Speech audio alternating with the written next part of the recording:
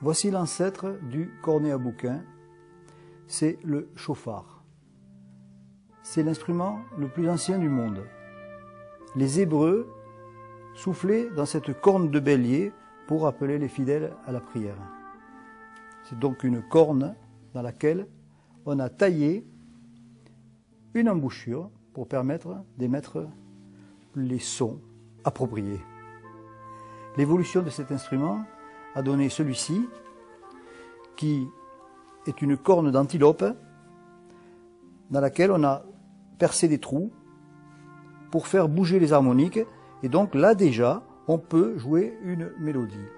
On y a adjoint un bouquin, c'est-à-dire cette pièce qui a donné plus tard l'embouchure. Le bouquin, ça vient du latin bucca, qui se met donc à la bouche. Voici un autre instrument dérivé du cornet à bouquin, qui s'appelle lui le cornet muet.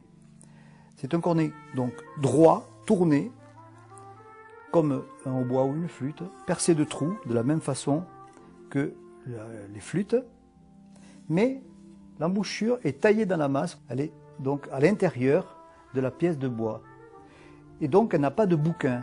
Si elle n'a pas de bouquin, donc c'est qu'elle n'a pas de bouche, et c'est comme ça que le cornet s'est appelé le cornet muet. Il a évolué ce cornet donc en cornet à bouquin que voici, qui est l'instrument finalisé donc depuis le chauffard et qu'on retrouve donc à Venise au début du XVIIe siècle, et donc jusqu'à Bach, on a joué cet instrument.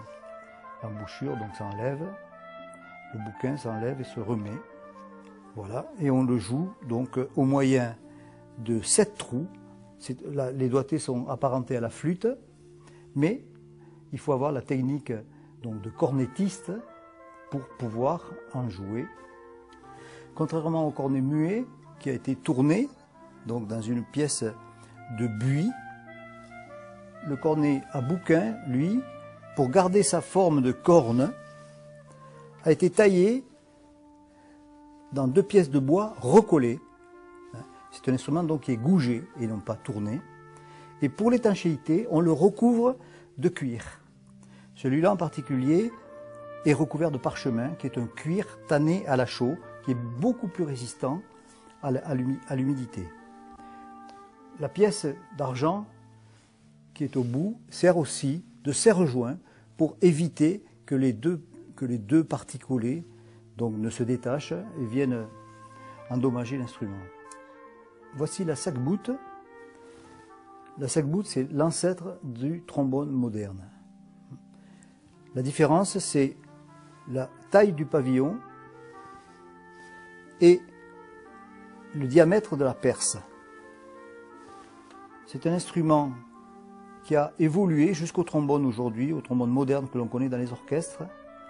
La seule différence, c'est l'utilisation musicale. C'est un instrument beaucoup plus virtuose et beaucoup plus soliste que le trombone actuel. Son nom vient des 2 verbes français, saquer, tirer, et bouter, pousser. C'est donc le geste que fait l'instrumentiste pour en jouer qui a donné le nom à l'instrument. La sac-boute existait en famille. Voici la sac-boute basse, c'est-à-dire la plus grave de la famille. La particularité de cet instrument, c'est ce manche qui en fait est une rallonge qui permet d'arriver à la dernière position pour faire la note la plus grave de l'instrument, à la 7e position.